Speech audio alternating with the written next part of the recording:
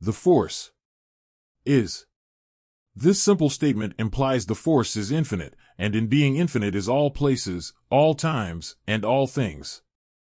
In understanding the Force in this way, it can become very easy to avoid a deeper understanding and connection to the whole of it due to being overwhelmed or simplifying all actions as Force work. For this reason, we break the Force down into 5 separate parts. These are the personal force, living force, guiding force, unifying or universal force, and physical force. The personal force is the aspect of the Force that we innately connect to and represents personal power. We often tap into this to strengthen our bodies, amplify our durability, harden our resolve, or otherwise work with the Force in a personal way. This correlates to the concept of chi or ki in Eastern religions. The living force represents the Force as it moves through living things. This part of the Force is what we tap into when sensing life, healing using living energy, and is often where we draw from for increased power. It is the most readily available aspect of the Force when we reach out beyond our personal force. This correlates to life force or life energy in other religions. The guiding force is the essence of the currents of the Force as they move and guide our lives. It provides us direction to be where we need to be, when we need to be there, and what we need to do in a moment. The Force innately guides toward the benefit of all life, and concepts such as freedom and justice. This aspect of the Force is referred to when we say trust in the Force or may the Force be with you. This is referred to as destiny or fate in other religions. The unifying or universal force is the greater interconnection of all things within the Force beyond even just life. This includes the essence of the Force in all things as a recognition of its power felt through what some would call spiritual centers or techniques. Contemplation on this aspect of the Force and reaching into it provides a Jedi their increased power and opens them up to greater levels of access to the Force in all ways. This also provides a wider view for the guiding force, moving outside of the immediate currents that guide the Jedi using it. This in other religions may be referred to as the Tao. This may also be referred to in the mythos as the cosmic force. The physical force is the understanding that if the Force is infinite, it is not just within all things, but is all things. This means that the Force ultimately is every single solitary particle of existence.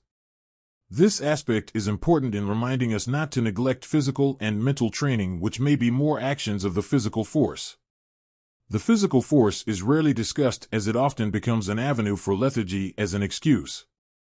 It is easy to say, I breathe all the time, therefore I am using the Force, to avoid deeper contemplation and training. In other traditions, the physical force would be known as the material world or the mundane.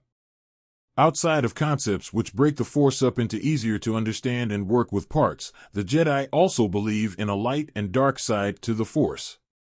The dark side of the Force, often called Bogan in parts of the mythology, is the part of the Force that is connected to selfishness, fear, anger, self-centered motives, and any state of being that leads toward evil action as a concept of the means are justified by the ends when using the Force.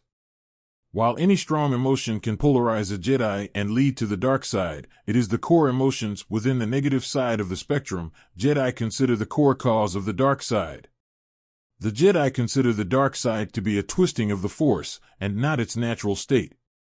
This can be seen in the physical force in situations where anger overrides good judgment, causing evil actions, or when fear stifles compassion and other positive traits in a person. The light side of the Force, often called the Ashla, is connected to the concepts of compassion, selflessness, introspection, benevolence, mercy, honesty, healing, and a general concept of good. The Jedi consider the innate state of the Force to be benevolent and compassionate as it leads to life, and therefore often refer to the light side of the Force simply as the Force. Positive emotions such as love, happiness, joy, serenity can lead to a stronger connection to the light side of the Force in a polarized way. When that stronger connection to the light side is reached, the original concept of the light side being the Force and the dark side as a twisting must be tossed aside for a recognition of the Force as being innately neutral with a leaning toward life, with light and dark being the echoes of those within the Force. In recent years, the Real World Jedi have begun looking at the Force through the lens of the Jedi Code more completely. Through these introspections, the concept of Ashla as harmony and Bogan as chaos has taken root. In this, then, the Ashla, or light side of the Force, is the innate harmony within all things. The Bogan, then, is when that harmony is disrupted on a minor scale. Ultimately, in the larger view, the Ashla will always exist. Harmony on the grand scale is unopposable, but it is the duty of a Jedi to try to find and bring that harmony to those overwhelmed by the Bogan, or to situations where the Bogan is causing harm through the disharmony.